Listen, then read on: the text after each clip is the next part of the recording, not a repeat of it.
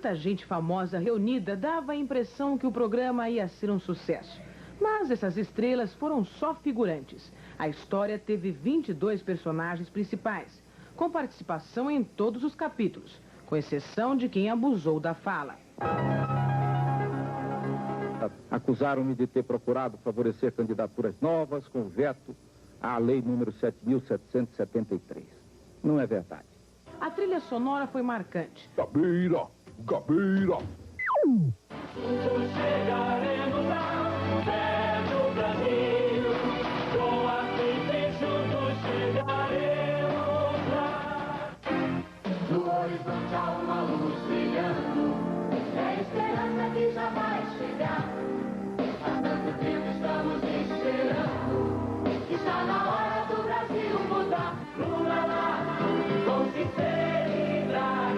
Lula lá, com toda certeza pra você. Meu primeiro voto pra fazer brilha a nossa estrela. Bote fé no velhinho, o velhinho é demais. Bote fé no velhinho. Entre os personagens, aquele que teve só uma fala ficou bem popular.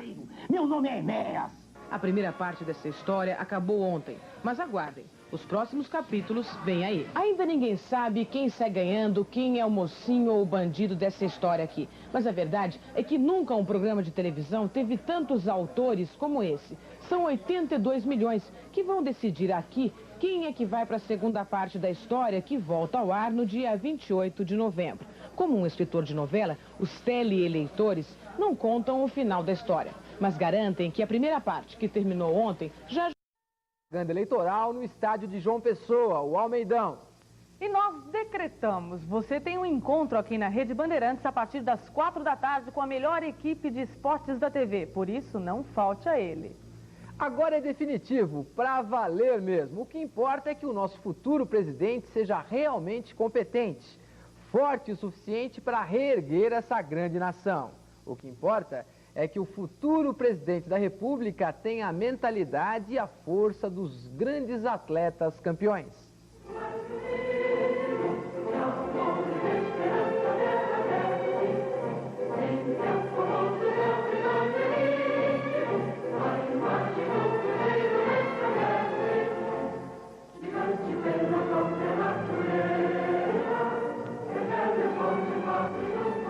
Uma boa tarde a todos.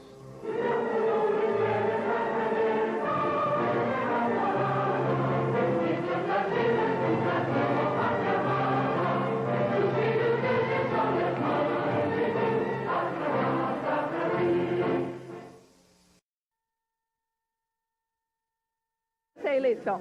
Vocês acham que a fiscalização vai ser decisiva? Sem dúvida alguma, a fiscalização é a questão mais importante nessa eleição. Dar o muro hoje para votar no lado comunista, sob protesto. Eu vou tentar falar com o cônsul para facilitar a nossa vinda aqui para o segundo turno. Em Paris, em frente ao consulado do Brasil, houve até uma tímida boca de urna. 900 brasileiros que vivem na França fizeram fila durante todo o dia. Junto com o voto, um lamento por estar fora, numa hora dessas. Tem a coisa de votar em Paris, que é completamente sem graça, que não tem a boca de urna, que não tem o agito, que não tem ir para casa e ficar esperando. Eu não sei, eu acho o fato da gente morar em Paris, a gente está meio distante de tudo que está acontecendo, mas hoje de manhã deu uma emoção. Na Itália, o maior colégio eleitoral de brasileiros na Europa, quase 2.000 pessoas procuraram os postos de votação. No consulado de Roma, onde vota mais da metade dos eleitores, as filas revelavam o desejo de participar, cada um com sua esperança na cabeça. Eu espero realmente que ali na presidência seja um homem capaz, seja um homem eleito capaz de fazer o bem não só para si, mas também para os outros. Aqui em Londres, o segundo maior colégio eleitoral da Europa, a eleição começou num ritmo tipicamente inglês. Quem passasse pela frente desse prédio no início da manhã de hoje, mal conseguiria imaginar que estava se realizando uma eleição para presidente. A única coisa que poderia chamar a atenção era a força policial requisitada pela embaixada brasileira para garantir a segurança das eleições. Olha só ela aí, ó. Um solitário e impassível guarda da Scotland Yard. Em boa parte da manhã, a votação continuou no comportado estilo inglês. Só de vez em quando dava para lembrar que as características desta eleição pertencem a outro país. Mas se o clima era compenetrado e silencioso, isso não diminuiu a vontade de chegar perto da urna. Depois de quase 30 anos, a sensação certamente é outra. Dá mesmo, emoção danada. Agora que estou chegando próximo, né? Eu estou vendo que quem está indo está assim, meio preocupado. Quem está saindo está todo mundo feliz. A essa hora já era mesmo um clima diferente. As filas aumentam, se espalham pelas escadas. Na frente do prédio já há uma grande aglomeração. Esse aí chega enrolado numa bandeira do Brasil. E de repente, olha só, começa uma legítima e animada boca de urna. Os grupos se dividem fazendo campanha, mesmo as crianças. Agora aparece outro policial. Os dois, que nunca viram uma boca de urna, tentam organizar, mas a campanha continua solta. E é claro, tinha que acabar em samba. Um animado sambinha ecumênico reunindo partidos diferentes. Inconformado, o policial fica impassível novamente. Os brasileiros que vivem lá no Jardim Paulistano, zona sul de São Paulo. Logo cedo, a esposa dele, Dona Lila, apareceu na janela do primeiro andar e pendurou uma bandeira verde e amarela. Às 9 horas da manhã, Mário Covas, ainda com cara de sono, conversou com a imprensa da janela mesmo. Tranquilo e confiante, o candidato tucano disse que já esperava os resultados das últimas pesquisas eleitorais que o colocam em segundo lugar no empate técnico com os candidatos Leonel Brizola, Lula e Paulo Maluf. Durante a manhã, a única pessoa que visitou Mário Covas foi o deputado federal Fábio Feldman. A imprensa, desde cedo, aguardava na frente do prédio a saída do candidato do PSDB, que ficou de votar ao meio-dia. A FMU, Faculdades Metropolitanas Unidas, foi o local de votação do candidato Mário Covas. Por volta do meio-dia, uma grande multidão, simpatizantes do partido, muitos tucanos, estavam esperando, aguardando o candidato do PSDB. Quando Mário Covas chegou, a festa foi grande. O candidato mal conseguiu entrar no prédio da faculdade. Muita gente queria cumprimentar de perto o candidato tucano. Agora sim, o candidato Mário Covas acaba de chegar na sessão 120 da 5ª Zona Eleitoral. Muitos jornalistas aguardam aqui na sala o momento de votação de Mário Covas. Apesar do tumulto, a votação foi rápida. Meio-dia e 20, Mário Covas depositava o voto na urna. Daqui, o candidato seguiu para sua casa em uma carreata. Acho que a campanha já produziu resultados extraordinários, que independe de desta daquela vitória. É uma vitória maior, é o povo que reconstruiu a democracia, é a juventude participando. São até as crianças hoje presentes no processo. Tem muita gente falando mal da sua saúde, como é que ela está? Eu já tive meu infarto, eu já troquei o que tinha que trocar no coração, estou com o coração recalcitrado, não vim em folha, falam que ele é até melhor, faz tempo isso. O candidato do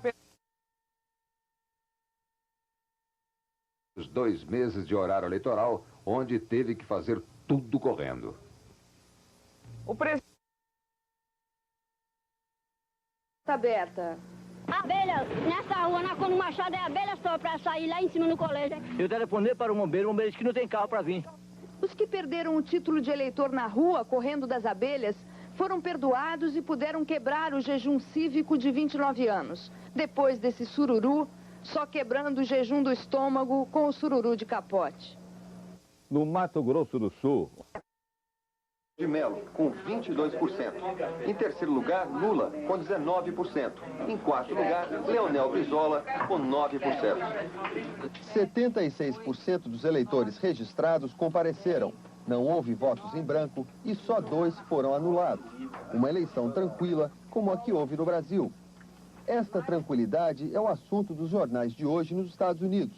O que eles destacam é o clima de calma e liberdade no Brasil depois de tantos anos sem eleições. O The New York Times ressalta a liderança de Collor, um defensor da economia de livre mercado. O Washington Post também destaca a maioria de Collor de Mello, mas segundo o jornal, não há dúvida de que haverá uma acirrada disputa entre esquerda e direita no segundo turno. Já o Wall Street Journal alerta para a transição entre este e o próximo presidente. A preocupação do jornal é com o ministro Maílson da Nóbrega, que tenta brecar a inflação para suavizar a entrega do poder ao próximo presidente. O resultado final da votação nos Estados Unidos foi esse. Em primeiro, Mário Covas com 552 votos.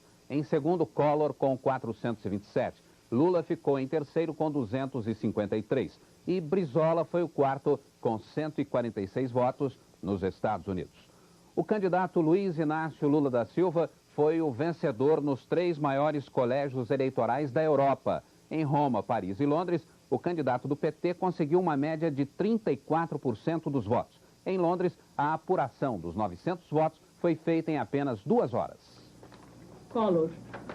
O primeiro voto foi para o candidato Fernando Collor de Mello. E ele acabou ganhando disparado na primeira sessão eleitoral a fazer a apuração. Era a sessão onde votaram os funcionários da Embaixada Brasileira. Mas quando foram abertas as urnas das 2 outras sessões, onde votaram os outros eleitores, a situação ficou bem diferente. Os candidatos Luiz Inácio da Silva, o Lula, e Mário Covas acabaram levando a grande maioria dos votos. Mas Lula venceu por uma pequena margem, apenas 5 votos.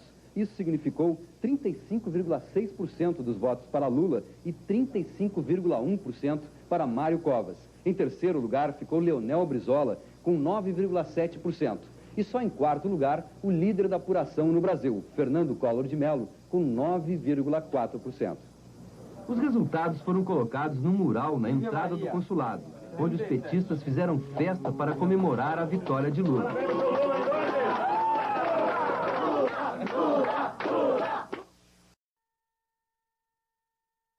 Os sinais da passagem da democracia. Os cartazes que disputavam o eleitor de ontem podem ser uma sugestão para a coligação de amanhã. No cruzamento, o impasse do brasileiro. Conversão à esquerda ou entrar à direita. Política, política, política, dúvidas e mais dúvidas. Sabe, bicho, o povo brasileiro tem muita dúvida. Ela é Covas, Maluf, Covas e Brizola. Quando a festa é boa, a gente fica alguns dias falando nela com os amigos. Agora, quando a festa resgata a maturidade de 82 milhões de pessoas, no dia seguinte, a conversa do Brasil é a conversa da liberdade. Vocês conversaram sobre a eleição hoje, ou sua namorada? Já conversamos sobre a eleição. Eu estou transmitindo para ele as informações, porque lá eu posso ouvir rádio e ele não pode. A democracia está em plena atividade pelas ruas. Um ouvido atento não perde certas frases. Fragmentos de conversa que formam o pensamento de um país. É a principal coisa, vote em quem quiser, entendeu? Se eu for perguntar de eleição, eu falei que eu vou brigar com você, que você não votou no meu candidato. O Lula pode ganhar, ele tem chance. O que vai valer é a urna, porque quem tiver um voto na frente é eleito. Pronto, estamos conversando, que é o dado de segundo dado. Ninguém pega mais. É o Brizola. É o Lula. É o Lula. Brizola. Brizola só ganha no Rio, meu. O Lula está em todo o país. Deu aqui agora há pouco mais de 290 mil votos. Eu escutei aqui.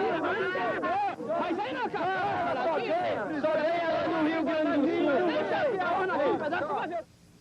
Boa noite. Boa noite. Terceiro lugar, Leonel Brizola, 11.120.672 votos. Quarto lugar, Mário Covas, 7.718.672 votos. Em quinto lugar, Paulo Maluf, 5.936.789 votos. E aí está a votação de Lula, 11.391.908 votos, e Brizola em terceiro lugar, com 11.120.672 votos, o que dá uma diferença de 271.236 votos. Alexandre Garcia. Essa diferença vem subindo desde a chegada dos votos de Minas Gerais. Minas Gerais, como se sabe, sofreu um atraso por causa dos computadores, um atraso que acabou fazendo com que Minas, mais uma vez, decidisse a eleição. A diferença era de 177 mil votos às 7 da noite, de 238 mil às 9 da noite, e agora está em 271 mil votos. E foram computados também os votos da Bahia, onde para cada 10 votos de Brizola, Lula recebia 46 votos. E de Tocantins, onde a diferença de Lula sobre Brizola está de 3-1. Minas Gerais, só para lembrar, para cada 10 votos de Brizola, Lula recebe 43 votos. Os resultados oficiais, ou seja, o número os números oficiais ainda virão amanhã. Esse restinho que falta ainda será divulgado amanhã. Mas a proclamação dos 2 escolhidos para irem para a finalíssima do dia 17 de dezembro só sairá na outra segunda-feira, dia 27 de novembro, pela manhã. Naquela manhã serão feitos 2 sorteios. Um para decidir a ordem dos candidatos na cédula oficial da próxima eleição e outro para decidir quem começa o horário eleitoral gratuito, que começa dia 28 de novembro com 40 minutos diários, 20 minutos durante o dia e 20 minutos à noite, divididos igualmente entre os 2 candidatos. Quem não tiver votado na eleição de 15 de novembro, mesmo sem justificativa, ainda está obrigado a votar em 17 de dezembro. Ou seja, todos os eleitores estão obrigados a comparecerem à próxima eleição decisiva e final do dia 17 de dezembro. Nós voltaremos amanhã quando o TSE voltar a divulgar os últimos resultados oficiais desta eleição. Tem 20.395.969 votos. Lula, 11.553.565 votos. Brizola, 11.155.363 votos. Covas, 7.773.117 votos. Paulo Maluf, 5.972.434 votos. Vamos agora aos percentuais dos 5 primeiros candidatos. Collor de Mello, 28,38%. Lula, 16,08%. Brizola, 15,52%. Covas, 10,82%. Paulo Maluf, 8,31%. Nos dias. Muitos jornalistas apareceram hoje só para recolher o material de trabalho, mas outros ainda fazem questão de divulgar todos os boletins até os últimos números. Ontem falamos para todo o Brasil e a festa da democracia está decretada. Bom dia, meus amigos, e até logo mais. Como é que foi o esquema de divulgação? Funcionou bem ou o senhor teria alguma reclamação? Eu não tenho nenhuma reclamação. Eu acho que funcionou. Eu cobri várias eleições no exterior e o esquema de divulgação em Brasília foi perfeito. O segundo turno, eu acho que deve ser mais rápido ainda. Aqui nesta sala, o ritmo de trabalho é o mesmo dos últimos 5 dias. Foram essas pessoas que passaram noite e dia recebendo pelo computador todos os números apurados no país. Eles detalharam e organizaram as informações em 50 boletins que já foram divulgados até agora. Todo o esquema de apuração e divulgação vai ser mantido para o segundo turno. O que muda efetivamente na próxima eleição, que vai se realizar no dia 17 de dezembro, é o número de candidatos e o tamanho da cédula, que dessa vez vai ser bem menor. Ela terá um tamanho de 16 por 8 centímetros. A ordem dos candidatos ainda vai ser decidida por sorteio no dia 27, quando o tribunal vai divulgar oficialmente os 2 vencedores do primeiro turno. No dia 28, o Tribunal Superior Eleitoral autoriza a confecção de mais 120 milhões de cédulas. E dessa vez, o tribunal espera distribuir as cédulas em apenas 2 dias. Na Bahia, a performance de Covas também foi ruim, 247.980 votos. Em Pernambuco, a sua pior votação, 101.087 votos. Finalmente, no Paraná, os tucanos também voaram baixo, conseguindo 325.625 votos. Ao todo, somando seus votos em todo o território nacional, Covas teve 7.718.672 votos, ou seja, 10,29%, que era mais ou menos o índice que ele apresentava nas pesquisas, ou nas últimas pesquisas, quanto à intenção de votos. Lula sinaliza... Estados. Do Pará, faltam chegar 20,73% dos votos. Do Amazonas, 2,16% e de Minas, 1,18%. Dentro de mais alguns instantes, o Tribunal Superior Eleitoral vai divulgar informações atualizadas, um novo boletim sobre esta apuração. E amanhã, por volta das 10 horas da manhã, termina oficialmente a totalização de votos. Voltamos agora ao estúdio do Jornal Nacional com Cid Moreira. Daqui a 4 semanas acontece a eleição decisiva. Os 82 milhões de eleitores vão ser chamados a votar novamente. Mas nem todos sabem por quê. Alexandre Garcia. Muitos eleitores não estão entendendo por que vão ter que votar de novo para presidente num domingo, uma semana antes do Natal.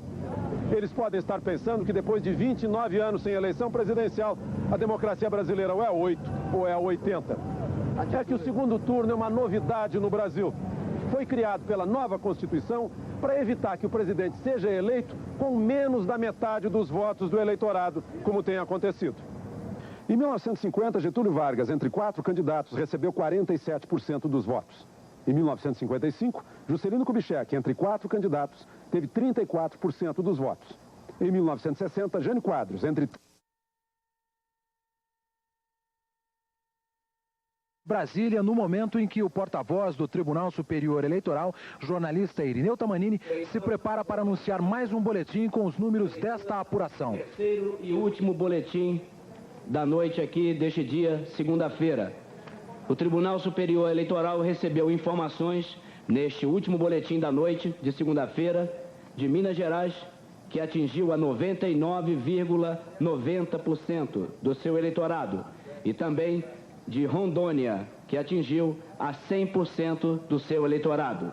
A nível Brasil, o resultado neste momento é de 99,60%, para um total de 81.748.449 votos.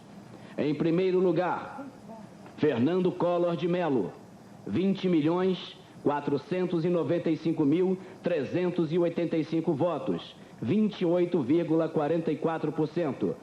Em segundo lugar, Luiz Inácio Lula da Silva, 11.592.350, 16,09%.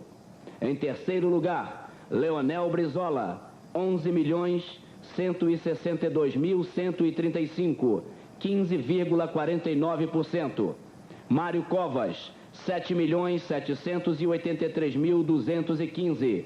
Paulo Maluf, 5.978.454. Guilherme Afife Domingos, 3.268.587. Ulisses Guimarães, 3.190.660. Roberto Freire. Vamos agora rever os números do primeiro Collor, com 20.495.385 votos. Segundo Lula, 11.592.350 votos. Terceiro Brizola, 11.162.135 votos. Este é o último boletim da noite com informações do Tribunal Superior Eleitoral. Amanhã, por volta das 10 horas da manhã, encerra-se oficialmente a totalização de votos desta eleição. Portanto, amanhã, às 10 horas da manhã, se encerra a totalização de votos. Durante o dia inteiro, as pessoas apostam as quantias mais variadas. Por enquanto, o jogo é arriscado, já que as alianças ainda não estão definidas. Mesmo assim, as apostas variam de 20 cruzados até 10 mil dólares. Muita gente já ganhou dinheiro com o resultado do primeiro turno, os que apostaram em Lula e Collor. Até agora, as opiniões estão muito divididas. Apostaria no Lula ou no Collor? Nenhum dos dois. Se você fosse apostar em dinheiro, quanto você apostaria no Lula? Tudo. Tudo que eu tivesse. Estou indeciso. Eu apostaria no Collor. Por quê? Eu acho ele assim, mais dinâmico. Você apostaria no Lula ou no Collor? No Lula, é lógico.